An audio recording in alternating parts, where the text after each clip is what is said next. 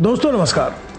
सफरनामा में आज हम आपको तेलंगाना राज्य लिए चलते हैं, जहां की एक घटना ने मानवता को शर्मसार कर दिया। यह हृदय विदारक घटना है। अगर आप दूसरे के दर्द को महसूस कर सकते हैं तो इसका मतलब साफ है कि आपके अंदर का इंसान मरा नहीं।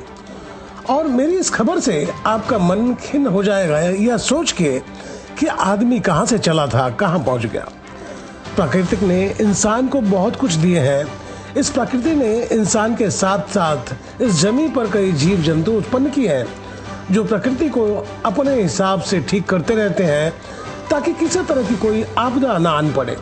लेकिन इंसान उन्नत जिंदगी की तलाश में प्रकृति को उजाड़ता चला गया, जिसका खामियाजा भी इंसानों ने झेला है।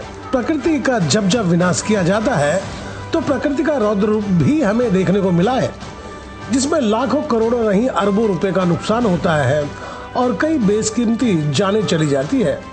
पर क्या इंसानों ने इन आपदाओं से कोई सीख ली है? अगर ली होती तो आज जंगल पहाड़ को नष्ट नहीं किया जाता। आपको याद होगा उत्तराखंड का हादसा, केदारनाथ का हादसा हमें सचेत करती है कि अब भी वक्त है। कुदरत के नियम के विरुद्ध गए तो आप स्वर्ग के जगह नरक का निर्माण कर लेंगे और उस गलती की सजा भोगनी ही पड़ेगी, जिसका अंदाजा आज आप नहीं लगा सकते। दोस्तों, नया ताजा मामला तेलंगाना का है, जहां की 400 एकड़ में जंगल यानी कि वन, यूं समझ लीजिए कि नेचर ने उन 400 एकड़ में अपना राज्य साम्राज्य बनाए हुए थे, जिसमें हजारों किस्म के प्राणियों का बसेरा था, तरह तरह के परिंदों का आशियाना था। हिरन, हाथी इस वन में रहते थे। हजारों किस्म के कीट पतंगों का आशियाना था, जो इस 400 एकड़ में स्वच्छंद होकर जी रहे थे। पर एक रात अचानक यहाँ विपदा आ गई, जिसमें हजारों बेजुबान प्राणियों की चित्कार सुनाई देने लगी। हाथी जेसीबी को पलटी करने दौड़ गए, मानो वह इंसान से सीधा लड़कर यह पूछ रहे हो कि हमारा घर, हमारा जंगल क्यों उजाड़ा जा रहा है।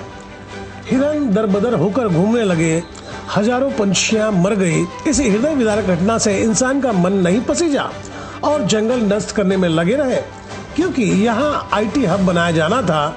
आपको बता दें कि हिंदुस्तान में एक काले हिरन का मामला सुर्खियां बटोर रही थी। याद नहीं आया तो हम आपको बता दें, उस केस में मायानगरी के बासिंदे सलमान खान पिस गए थे।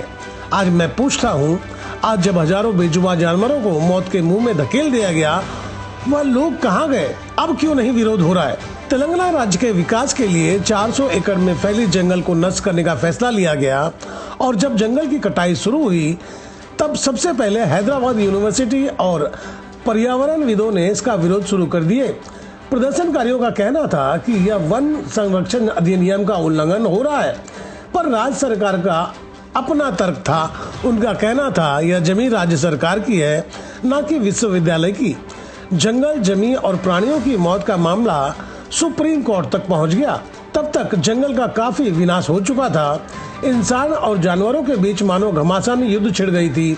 जाहिर सी बात है कि जो कमजोर होगा उसे हारना और मरना पड़ेगा, और यह नजारा अब आम हो चला है।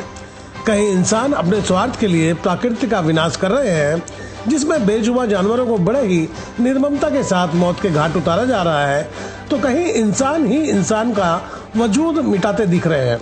इजराइल और फिलिस्तीन युद्ध देख लें, जहां आदमी को कीड़े मकोड़े की तरह मार रहे हैं। ऐसे में बेजुबान प्राणी का दर्द कौन सुनेगा?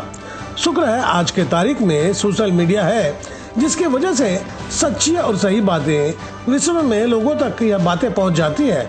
पर इससे तानाशाही करने वाले विश्व के तानाशाहों पर कोई खास असर होता नहीं दिख रहा है, और इंसान के साथ साथ कुदरत के खूबसूरत जन्नत को नर्क में तब्दील किए जा रहे हैं।